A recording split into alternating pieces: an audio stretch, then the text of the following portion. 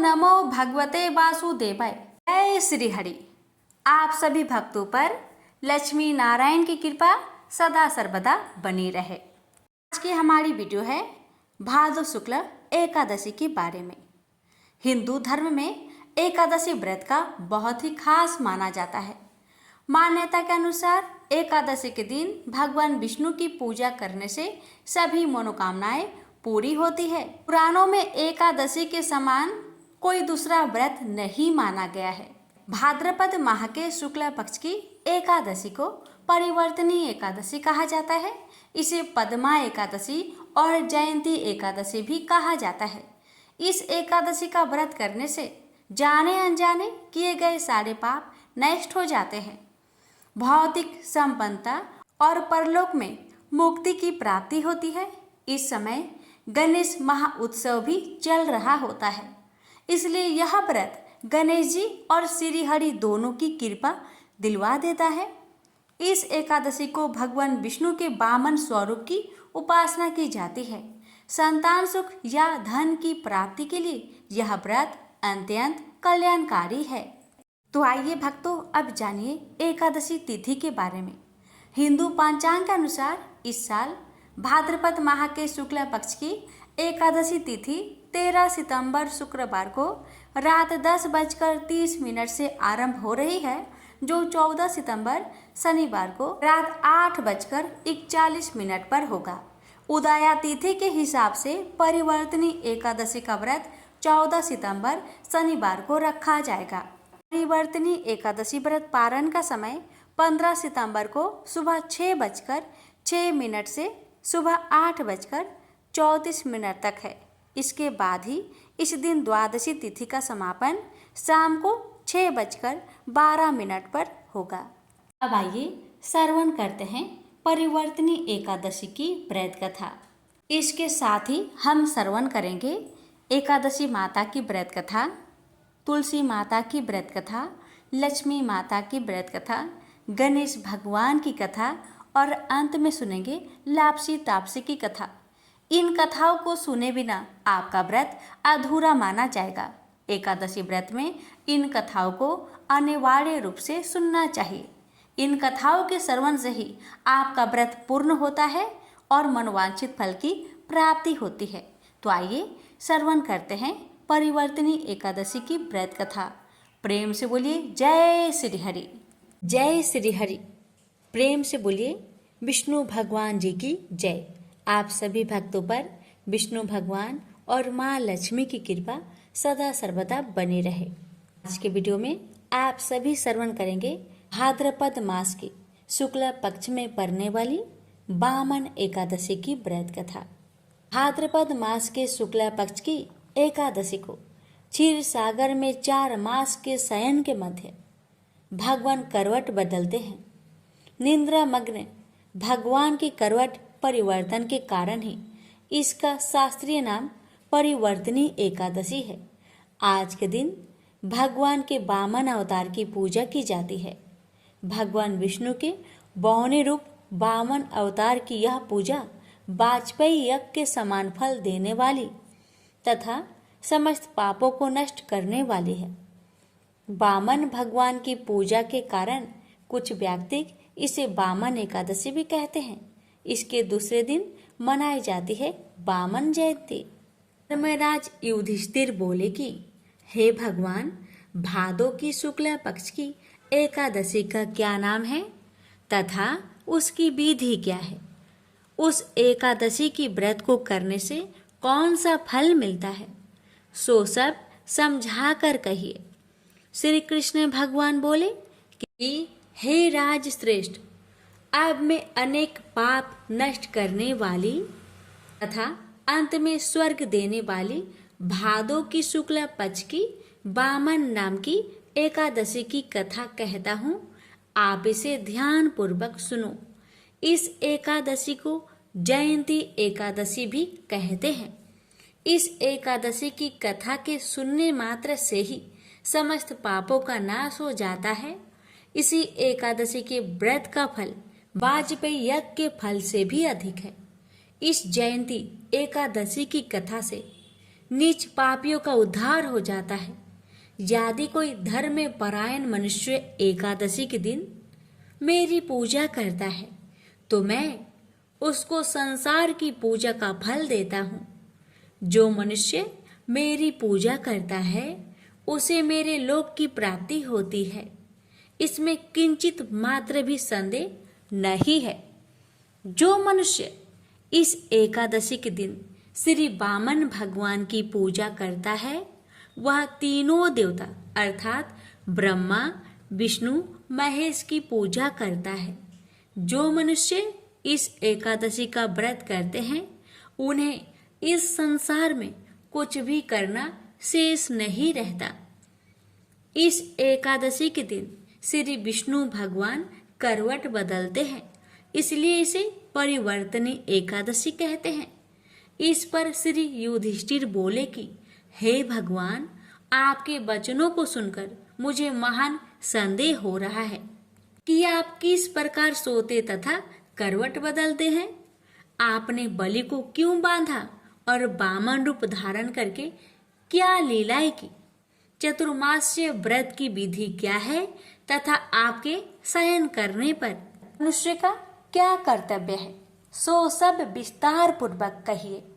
श्री कृष्ण भगवान बोले कि हे राजन, अब आप सब पापों को नष्ट करने वाली कथा को श्रवण करें। त्रेता युग में बलि नामक एक दैत्य था। वह मेरा परम भक्त था। विविध प्रकार के वेद सूक्तों से मेरा पूजन तथा यज्ञ किया करता था, परंतु इंद्र से द्वेष के कारण उसने इनके तथा सभी देवताओं के लोगों को जीत लिया। तब सब देवता एकत्र होकर सोच विचार कर भगवान के पास गए और बृहस्पति सहित इंद्र आदि देवता प्रभु के निकट जाकर और नतमस्तक होकर वेद मंत्रों द्वारा भगवान का पूजन और स्तुति करने लगे। अतः मैंने वामन रूप धारण करके 5वां अवतार लिया और फिर अत्यंत तेजस्वी रूप से राजा बलि को जीत लिया। इतनी वार्ता सुनकर राजा युधिष्ठिर बोले कि हे जनार्दन, आपने वामन रूप धारण कर उस महाबली दैत्य को किस प्रकार जीता? श्री कृष्ण कहने लगे, मैं वामन रूपधारी ब्रह्मचारी बालक बलि से 3 पग भूमि की याचना करते हुए कहा, ये मुझको 3 लोक के समान है। हे राजन, यह तुमको अवश्य ही देनी चाहिए। राजा बलि ने इसको तुच्छ सी याचना समझकर 3 पग भूमि का संकल्प मुझको दे दिया और मैंने अपने त्रिविक्रम रूप को बढ़ाकर यहाँ तक कि भूलोक में पद, भूरलोक में जंघा, स्वर्ग लोक में कमर, महलोक में पेट, जनलोक में हृदय, यमलोक में कंठ की स्थापना कर सत्यलोक में मुख, उसके ऊपर मस्तक स्थापित किया। सूर्य, चंद्रमा आदि सब ग्रह, गण, योग, नक्षत्र, इंद्र आदि देवता और शेष आदि सब नाग गणों ने विविध प्रकार से वेद सूक्तों से प्रार्थना की। तब मैंने राजा बलि को हाथ पकड़कर कहा कि राजन, एक पद से पृथ्वी, दूसरे से स्वर्गलोक पूर्ण हो गए हैं, अब तीसरा पद कहाँ रखूं? तब बलि ने अपना सिर झुका लिया और मैंने अपना पैर उसके मस्तक पर रख दिया, जिससे मेरा वह भक्त पाताल को चला गया। फिर उसकी विनती और नम्रता को देखकर मैंने कहा कि हे बलि, मैं सदैव तुम्हारे निकट ही रहूंगा। विरोचन के पुत्र बलि के कहने पर वहां पर भाद्रपद शुक्ल परिवर्तनी एकादशी के दिन बलि के आश्रम पर मेरी मूर्ति स्थापित हुई और दूसरी सागर में शेषनाग के सैया पर हुई। हे राजन, इस एकादशी को भगवान शयन करते हुए करवट लेते हैं, इसलिए तीनों लोगों के स्वामी भगवान विष्णु का उस दिन पूजन करना चाहिए। तांबा, चांदी, चावल और दही का दान करना उचित है।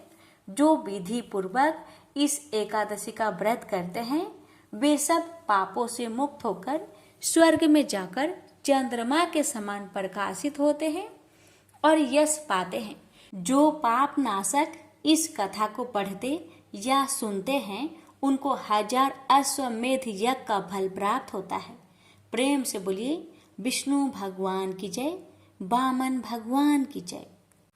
प्राचीन समय की बात है। सतयुग में मुर नामक दानव रहता था। वह बड़ा ही अद्भुत, अत्यंत रौद्र तथा संपूर्ण देवताओं के लिए भयंकर था। उस काल रूपधारी दुरात्मा महासुर ने इंद्र को भी जीत लिया था। संपूर्ण देवता उससे परास्त होकर स्वर्ग से निकाले जा चुके थे और शंकित तथा भयभीत होकर पृथ्वी पर विचरा करते थे। एक दिन सब देवता महादेव जी के पास गए। वहां इंद्र ने भगवान शिव के आगे सारा हाल कह सुनाया। इंद्र बोले, महेश्वर, ये देवता स्वर्ग लोक से निकाले जाने के बाद पृथ्वी पर विचर रहे हैं। मनुष्यों के बीच रहना इन्हें शोभा नहीं देता। देव, कोई उपाय बतलाइए। देवता किसका सहारा ले? महादेव जी ने कहा, देवराज, जहाँ सबको शरण देने वाले, सबकी रक्षा में तत्पर रहने वाले जगत के स्वामी भगवान गरुड़ ध्वज विराजमान हैं, वहाँ जाओ। वे तुम लोगों की रक्षा करेंगे। महादेव जी की यह बात सुनकर परम बुद्धिमान देवराज इंद्र संपूर्ण देवताओं के साथ क्षीर सागर में गए, जहाँ भगवान गदाधर सो रहे थे। इंद्र ने हाथ जोड़कर उनकी स्तुति की। इंद्र बोले, देवेश्वर, आपको नमस्कार है।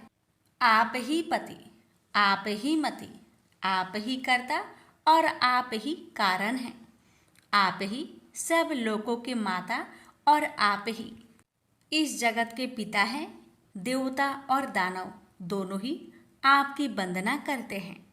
पुंडरीकाक्ष, आप दैत्यों के शत्रु हैं। मधुसूदन, हम लोगों की रक्षा कीजिए। प्रभो जगन्नाथ, अत्यंत उग्र स्वभाव वाले महाबली मूर नामक दैत्य ने इन संपूर्ण देवताओं को जीतकर स्वर्ग से बाहर निकाल दिया है। भगवान देवेश्वर, शरणागत वत्सल देवता भयभीत होकर आपकी शरण में आए हैं।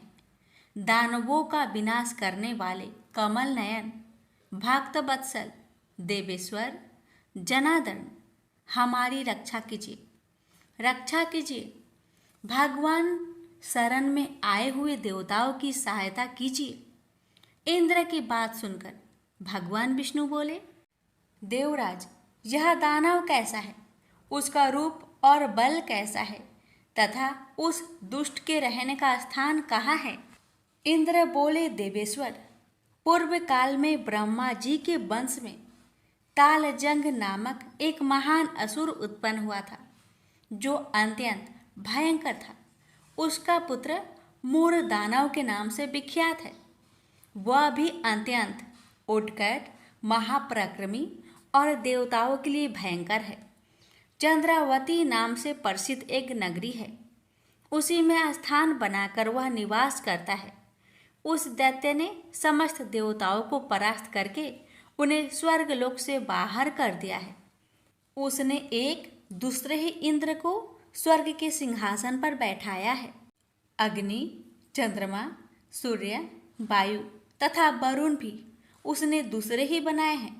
जनार्दन, मैं सच्ची बात बता रहा हूँ, उसने सब कोई दूसरे ही कर लिए हैं। देवताओं को तो उसने उनके प्रत्येक स्थान से वंचित कर दिया है।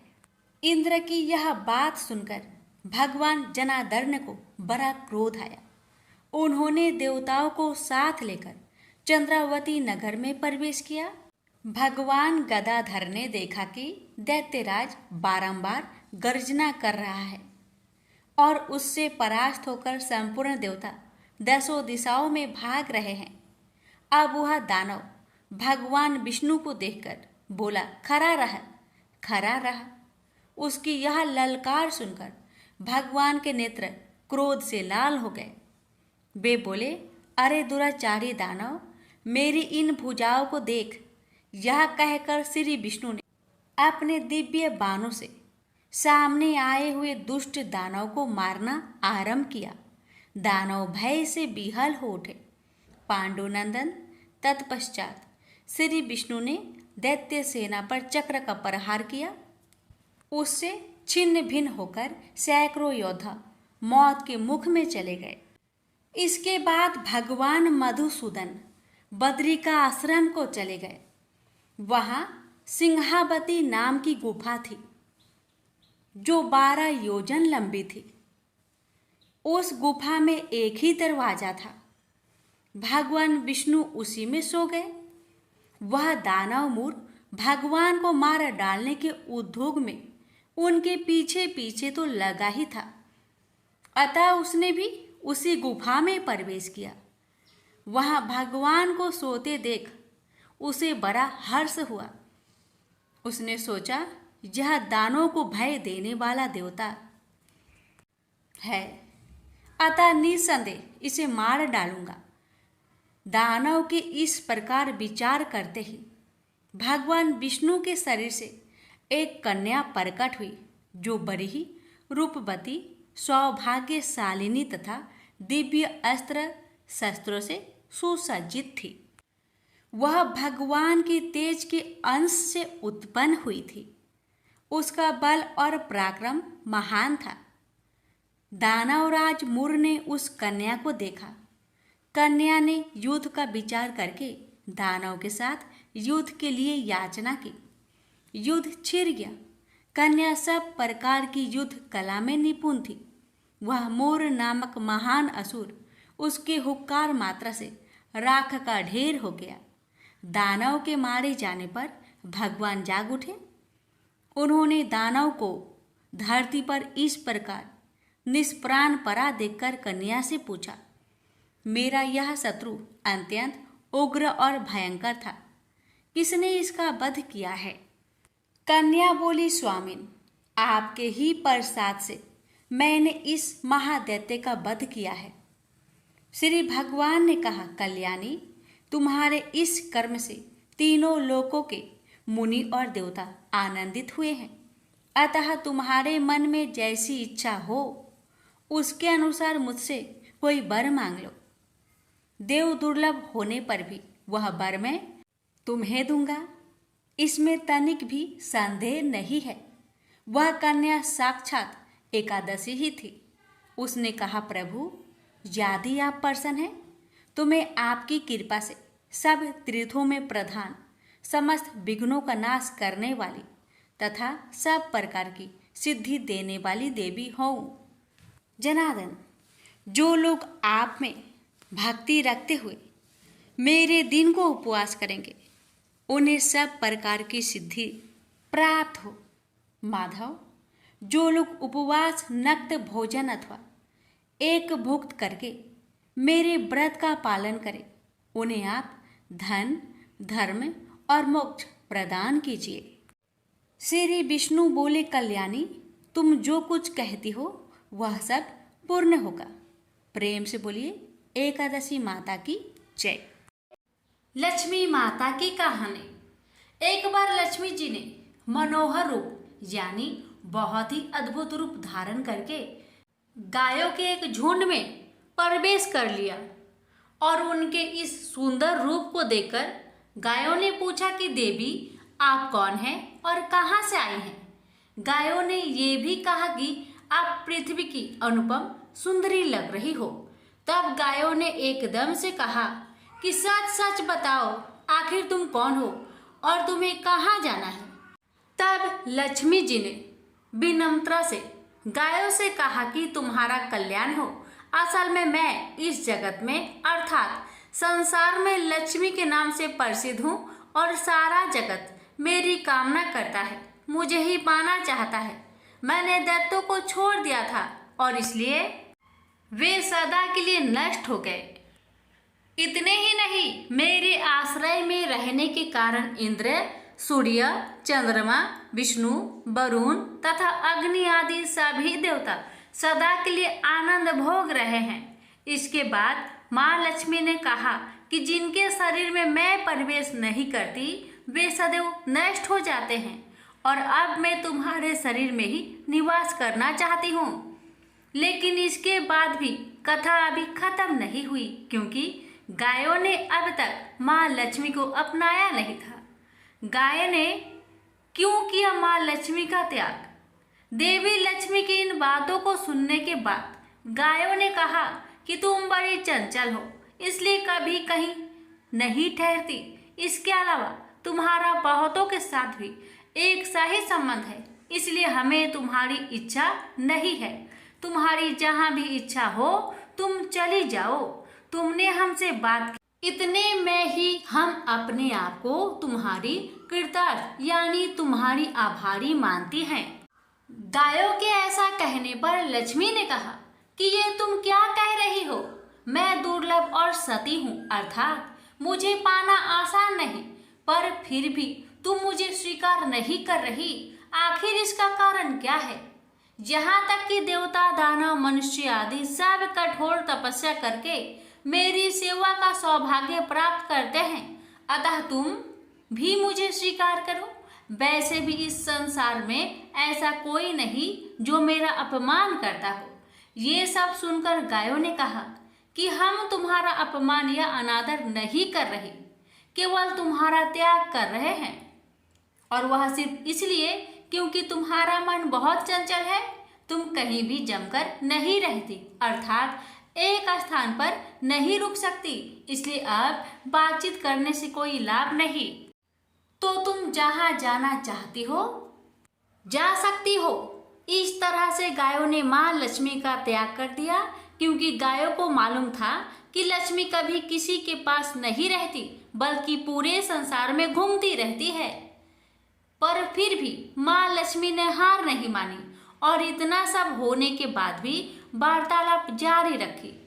अब आखिर में माँ लक्ष्मी ने कहा, गायों, तुम दूसरे को आदर देने वाली हो, और यदि तुमने ही मुझे त्याग दिया तो सारे जगत में मेरा अनादर होने लगेगा। इसलिए तुम मुझ पर भी अपनी कृपा करो। मैं तुमसे केवल सम्मान चाहती हूँ। तुम लोग सदा सबका कल्याण करने वाली पवित्र और सौभाग्यवती हो, तो मुझे भी बस आज्ञा दो कि मैं तुम्हारे शरीर के किस भाग में निवास करूं। इसके बाद गाय ने भी अपना मन बदल लिया और गायों ने कहा, हे यशस्विनी, हमें तुम्हारा सम्मान अवश्य ही करना चाहिए, इसलिए तुम हमारे गोबर और मूत्र में निवास करो, क्योंकि हमारी ये दोनों वस्तुएं ही परम पवित्र है। तब माँ लक्ष्मी ने कहा, धन्यवाद और धन्य भाग मेरे, जो तुम लोगों ने मुझ पर अनुग्रह किया, यानी मेरे प्रति इतना कृपा दिखाई। मैं अवश्य ऐसा ही करूंगी। मैं सदैव तुम्हारे गोबर और मूत्र में ही निवास करूंगी। सुखदायिनी गायो, अर्थात सुख देने वाली गायो, तुमने मेरा मान रख लिया, अतः तुम्हारा भी कल्याण हो। बस यही वचन है कि गाय की इन दोनों वस्तुओं को लक्ष्मी का ही रूप समझा जाता है। प्रेम से बोलिए लक्ष्मी माता की जय। माता की कथा। एक बार देवराज इंद्र देवगुरु बृहस्पति के साथ भगवान शिव का दर्शन करने कैलाश गए। महादेव ने दोनों की परीक्षा लेनी चाहिए, इसलिए रूप बदलकर अवधूत बन गए। उनके शरीर पर कोई वस्त्र न था। उनका शरीर जलती हुई अग्नि के समान धधक रहा था और अत्यंत भयंकर नजर आते थे। अवधूत दोनं के रास्ते में खड़े हो गए। इंद्र ने एक विचित्र पुरुष को रास्ते में खड़े देखा तो चौंके। इंद्र को देवराज होने पर गर्व घेरने लगा। उन्होंने उस भयंकर पुरुष से पूछा, तुम कौन हो? भगवान शिव अभी कैलाश पर विराज रहे हैं या कहीं भ्रमण पर है? मैं उनके दर्शन के लिए आया हूँ। इंद्र ने कई प्रश्न किए, लेकिन वह पुरुष योगियों के समान मौन ही रहे। इंद्र को लगा कि एक साधारण प्राणी उनका अपमान कर रहा है, उनके मन में देवराज होने का अहंकार उपजा, जो क्रोध में बदल गया। इंद्र ने कहा, मेरे बराबर अनुरोध करने पर भी तू कुछ नहीं बोलकर मेरा अपमान कर रहा है। मैं तुझे अभी दंड देता हूँ। ऐसा कहकर इंद्र ने वज्र उठा लिया। भगवान शिव ने वज्र को उसी समय अस्तंभित यानी जड़ कर दिया। इंद्र की बाह अकड़ गई। भगवान अवधूत क्रोध से लाल हो गए। बृहस्पति उनके चेहरे पर आई क्रोध की ज्वाला को देखकर समझ गए कि ऐसा प्रचंड स्वरूप महादेव के अतिरिक्त किसी का नहीं हो सकता। बृहस्पति शिव स्तुति गाने लगे। उन्होंने इंद्र को भी महादेव के चरणों में लेटा दिया और बोले, प्रभु, इंद्र आपके चरणों में पड़े हैं, आपके शरणागत है। आपके ललाट से प्रकट अग्नि इन्हें जलाने को बढ़ रही है। हम शरणागतों की रक्षा करें।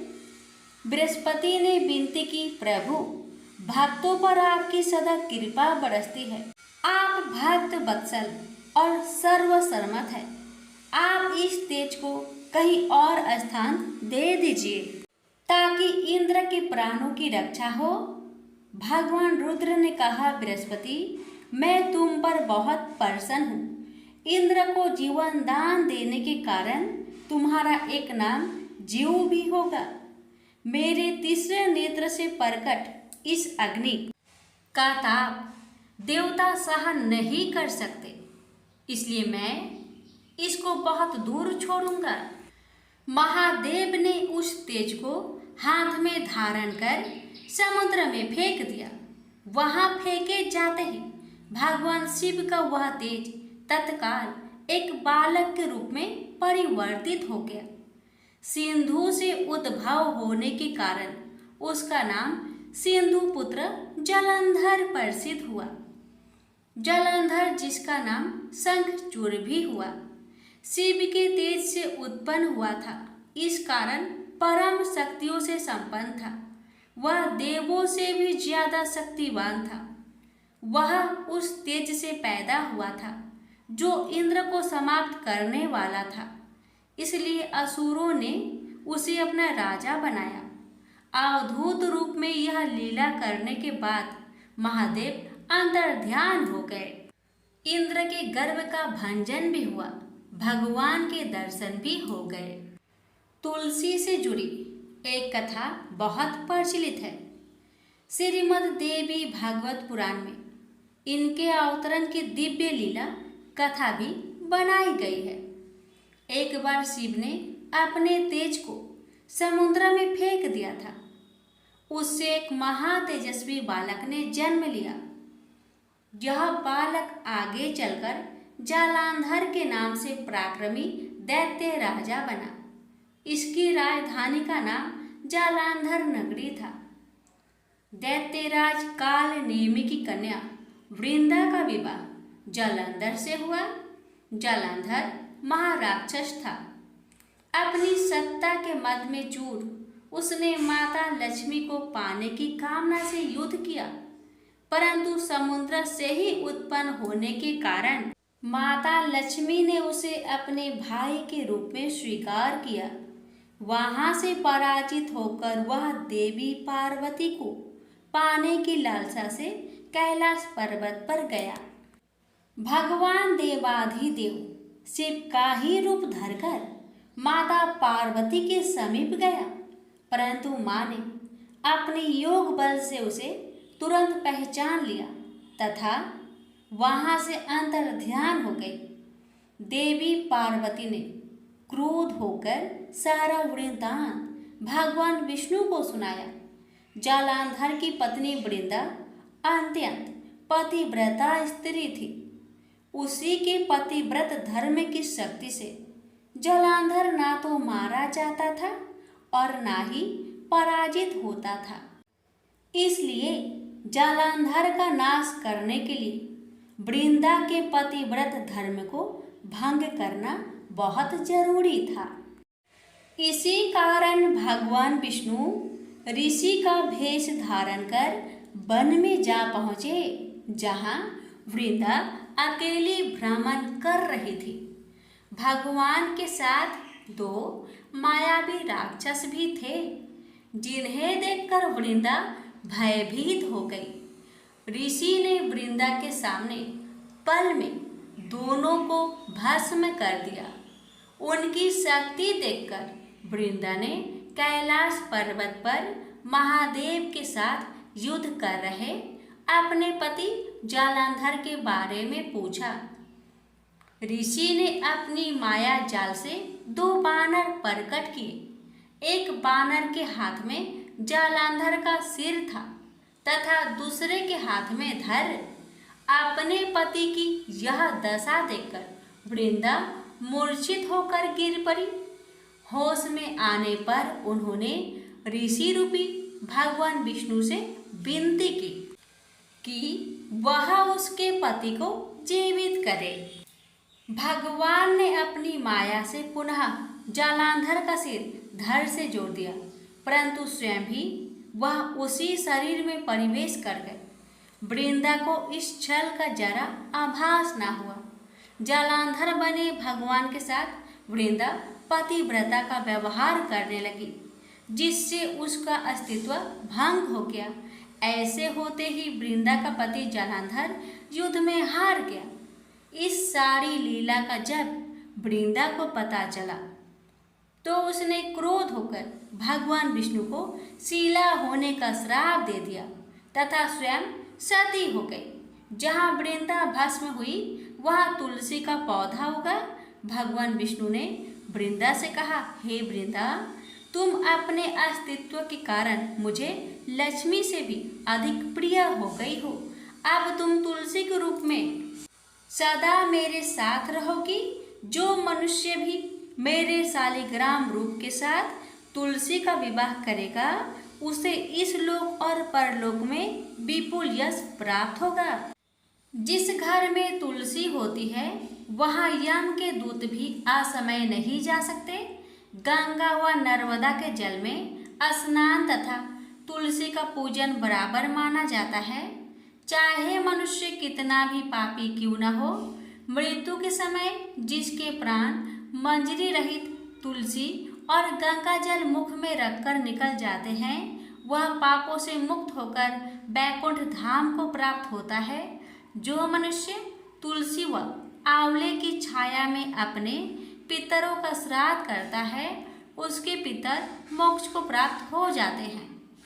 उसी दैत्य जालंधर की यह भूमि जालंधर नाम से विख्यात है।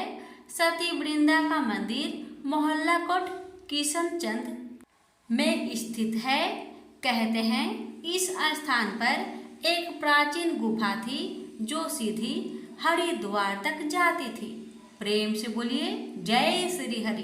तुलसी मैया की जय, लक्ष्मी नारायण की जय। बात उस समय की है जब परशुराम ने अपनी प्रतिज्ञा के अनुसार पृथ्वी को क्षत्रियों से रहित कर दिया था।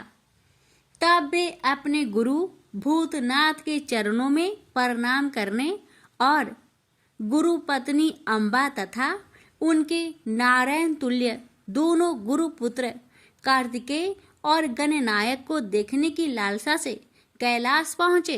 वहाँ उन्होंने अत्यंत अद्भुत कैलाशपुरी का दर्शन किया।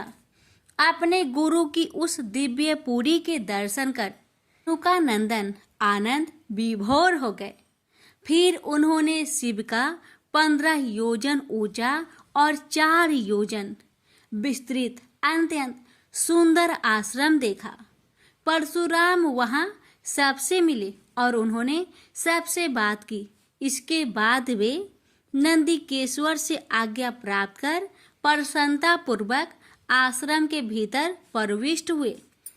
कुछ ही आगे जाने पर महातपस्वी परशुराम ने बहुमूल्य रत्नों से निर्मित सैकड़ों मंदिर देखे। उन्होंने वहां का भीतरी द्वार देखा जो नाना प्रकार की चित्रकारी से चित्रित तथा हीरे मोतियों की गुथी हुई मालाओं से अत्यंत शोभ्यमान था। परशुराम ने द्वार के बाएं भाग में अपने गुरु पुत्र कार्तिकेय को देखा और दाहिने ओर पार्वती नंदन गणेश तथा शिव पार्वती का अवलोकन किया। वे वहां रत्नाभरण भूषित बहुमूल्य रत्नों से बने सिंहासनों पर आसीन थे। परशुराम सबसे मिलते और प्रेम पूर्वक बात करते हुए प्रसन्नचित चित्त से आगे बढ़े ही थे कि गणेश ने उन्हें देखकर कहा, शूलपाणी इस समय शयन कर रहे हैं। मैं उन परम प्रभु की आज्ञा प्राप्त कर तत्काल तुम्हें साथ ले चलूंगा। बस इतनी देर रुक जाओ। परशुराम ने गणेश के सम्मुख खड़े खड़े उत्तर दिया, बंधुवर, मैं अपने गुरु शिव व माता पार्वती के दर्शन करना चाहता हूँ। मैं उनके चरणों में प्रणाम कर अभी लौट जाऊंगा। गणेश ने उन्हें अनेक प्रकार से समझाते हुए कहा, इस समय भूतेश्वर शिव एवं माता पार्वती अंतःपुर में है, अतएव अभी आपको वहां नहीं जाना चाहिए। परम गुरुदेव शिव एवं माता पार्वती के चरण कमलों के दर्शन करने का मेरा सहज अधिकार है। परशुराम अपने आग्रह पर दृढ़ थे, किंतु गणेश उन्हें अत्यंत विनय पूर्वक समझाते रहे। मैं तो परम पिता शिव एवं माता पार्वती के दर्शनार्थ जाऊंगा ही। यह कहकर परशुराम आगे बढ़ना ही चाहते थे कि गणेश ने उन्हें रोक दिया। 21 बार पृथ्वी को क्षत्रियों से रहित करने वाले भृगु नंदन कुपित हो गए और उनका गणेश से विवाद ही नहीं हुआ, हाथापाई भी होने लगी। कुमार कार्तिकेय ने उन्हें समझाने का प्रयास किया, किंतु क्रोध परशुराम ने उन्हें धक्का दे दिया, जिससे वह गिर गए। शिव पुत्र गणेश ने उठकर परशुराम की ओर डंडा के लिए उनकी भर्त्सना की, तो क्रोध परशुराम ने अपना तीक्ष्ण परशु उठा लिया। तब गणेश ने अपनी सूंड बढ़ाकर उन्हें उसमें लपेट लिया और घुमाने लगे। गणेश की सूंड में लिपटे परशुराम सर्वथा असहाय और निरुपाय थे। गणेश के योग बल से परशुराम स्तंभित रह गए। गणेश ने परशुराम को सप्तद्वीप, सप्त पर्वत, सप्त सागर, भूलोक, स्वर्गलोक, जनलोक, ध्रुवलोक, गौरीलोक और शंभुलोक में घुमाते हुए समुद्र में फेंक दिया। परशुराम समुद्र में तैरने लगे तो निरामयी गणनाथ ने उन्हें पुनः अपनी सूंड में उठा लिया और घुमाते हुए बैकुंठ धाम दिखाकर गोलोक धाम का दर्शन करा दिया। वहां परशुराम ने मंद मंद मुस्कुराते हुए बंसी विभूषित नव निरत श्री कृष्ण के साथ रासवेड़ी राधा का दर्शन किया, तो वे बार बार उनके मंगलमयी चरण कमलों में प्रणाम करने लगे। कुछ देर बाद परशुराम सचेत होकर पृथ्वी पर गिर पड़े। समय उनका प्रतिवादी मुख स्तंभ गणेश जी द्वारा किया हुआ स्तंभन भी दूर हो गया। तब उन्होंने अपने अभीष्ट देवता श्री कृष्ण के जगत गुरु शिव द्वारा प्रदत्त परम दुर्लभ स्रोत एवं कवच का स्मरण किया और संपूर्ण शक्ति से सूर्य की प्रभा के तुल्य तीक्ष्णतम अपने परशु से गौरी नंदन पर प्रहार कर दिया। गणेश ने अपने परम पूज्य पिता के अमोघ अस्त्र का सम्मान करने के लिए उसे अपने बाएं दांत से पकड़ लिया। शिव शक्ति के प्रभाव से वह तेजस्वी परशु गणेश के बाएं दांत को समूल काट कर पुनः रेणु का पुत्र परशुराम के हाथ में लौट आया। गणेश का दांत टूटते ही भयानक गर्जना हुई और रक्त का फवारा फूट पड़ा। मुंह से निकलकर रक्त से सना दांत भूतल पर गिर पड़ा। उस समय धरित्री कांप उठी। यह दृश्य कार्तिकेय, क्षेत्रपाल आदि पार्षद तथा शून्य में देवगण अत्यंत भयभीत होकर हाय हाय करने लगे। कैलाशवासी डर से मूर्छित हो गए। निंद्रापति सुधत्मा शिव की निंद्रा भंग हुई। बेटा यह क्या हुआ? दौड़ी हुई पार्वती आई तो उन्होंने अपने पुत्र गणेश के टूटे दांत तथा रक्त से सने हुए मुंह को देखा और देखा कि उनके हृदय खंड गणेश क्रोध शून्य परम शांत लज्जा से सिर झुकाए खड़े हैं। अत्यंत व्याकुल होकर उन्होंने स्कंद से पूछा, क्या बात है, यह कैसे हुआ? स्कंद द्वारा संपूर्ण वृत्तांत सुनकर पार्वती अत्यंत क्रोध हुई और अपने प्रिय पुत्र गणेश जी को सीने से लगाकर रोती हुई शिव से बोली, मेरे पुत्र गणेश और आपके शिष्य परशुराम में किसका दोष है, आप ही निर्णय करें।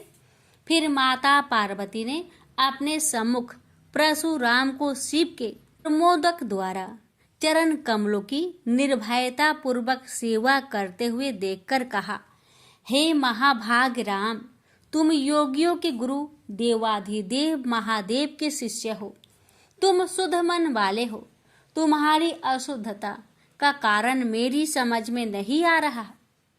तुमने करुणामय गुरु से अमोघ परशु प्राप्त कर पहले तो उसकी क्षत्रिय जाति पर परीक्षा की और अब गुरु पुत्र पर परीक्षा की है।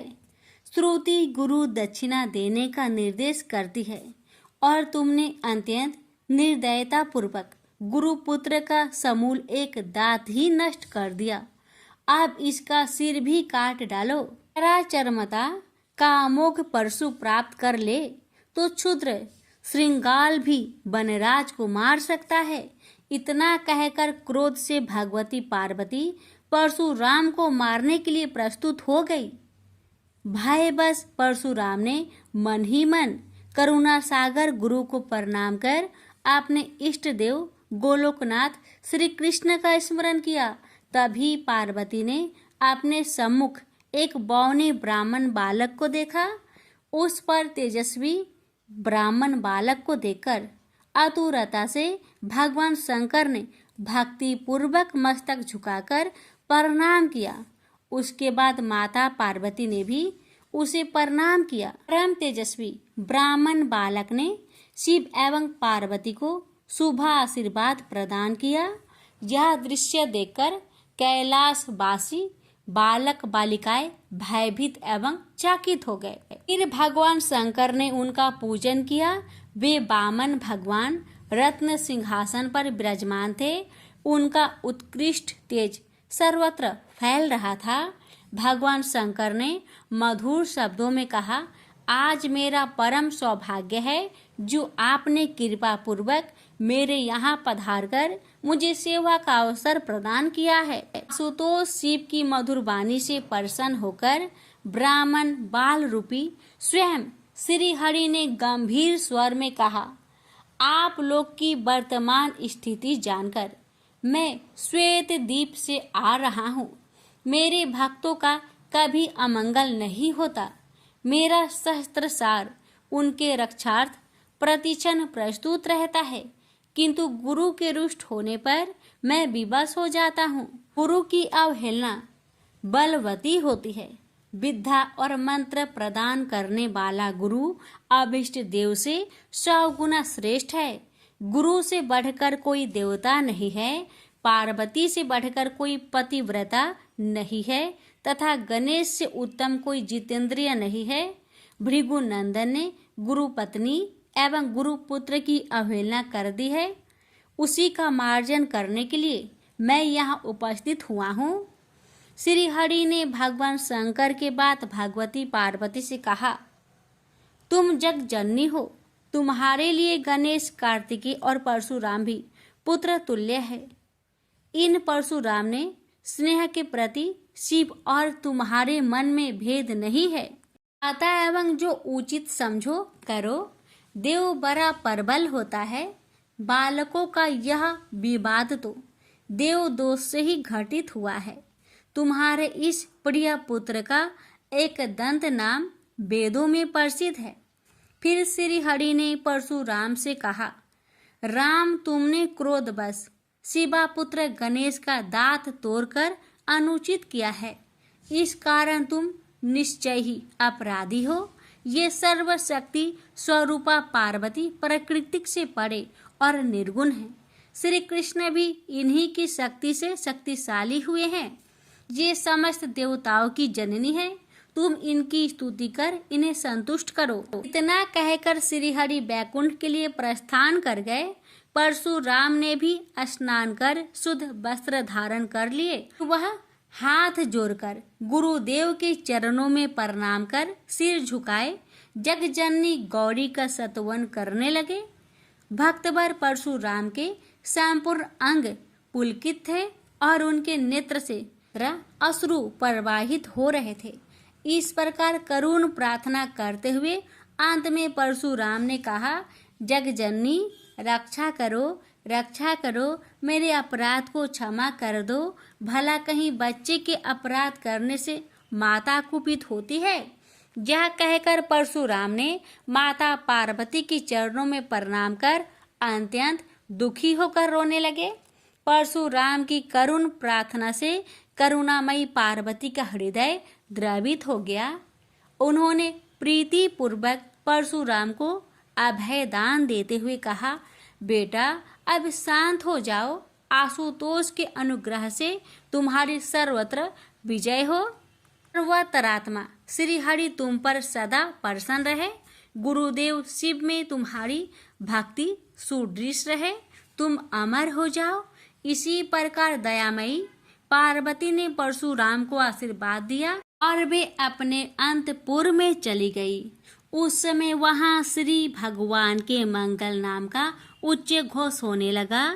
फिर परशुराम ने एक दंत गणेश का स्तवन किया और गंधे, पुष्प, धूप, दीप एवं तुलसी रहित नैवेद्य आदि से लंबोदर की प्रीति पूर्वक पूजा की। परशुराम ने भक्ति भाव से भाई गणेश को संतुष्ट कर माता पार्वती एवं कृपा सिंधु त्रिलोचन के चरणों में प्रणाम किया।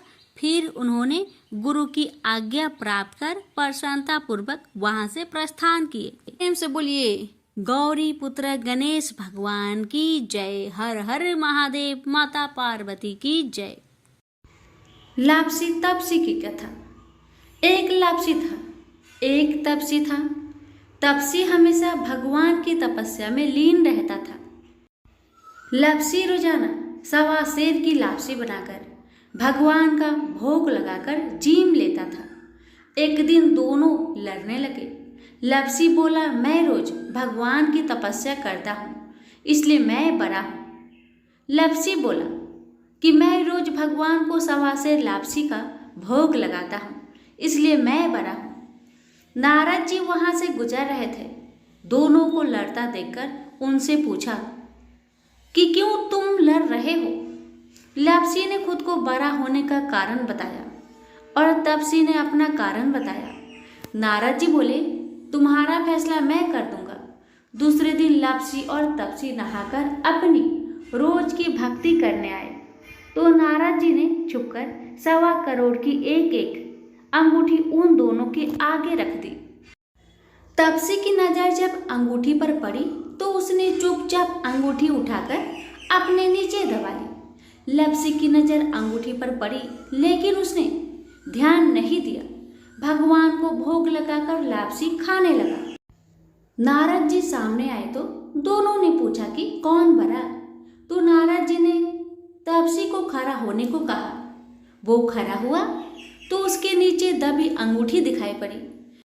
नारद जी ने तपसी से कहा, तपस्या करने के बाद भी तुम्हारी चोरी करने की आदत नहीं गई, इसलिए लापसी बड़ा है और तुम्हें तुम्हारी तपस्या का कोई भी फल नहीं मिलेगा। तपसी शर्मिंदा होकर माफी मांगने लगा। उसने नारद जी से पूछा, मुझे मेरी तपस्या का फल कैसे मिलेगा? नारद जी ने कहा, यदि कोई गाय और कुत्ते की रोटी नहीं बनाएगा तो फल तुझे मिलेगा। यदि कोई ब्राह्मण को भोजन करवाकर दक्षिणा नहीं देगा तो फल तुझे मिलेगा। यदि कोई साड़ी के साथ ब्लाउज नहीं देगा तो फल तुझे मिलेगा। यदि कोई दिए से दिया जलाएगा तो फल तुझे मिलेगा। यदि कोई सारी कहानी सुने लेकिन तुम्हारी कहानी नहीं सुने तो फल तुझे मिलेगा। उसी दिन से हर व्रत कथा कहानी के साथ लापसी तपसी की कहानी भी सुनी और कही जाती है। प्रेम से बोलिए लक्ष्मी नारायण की जय।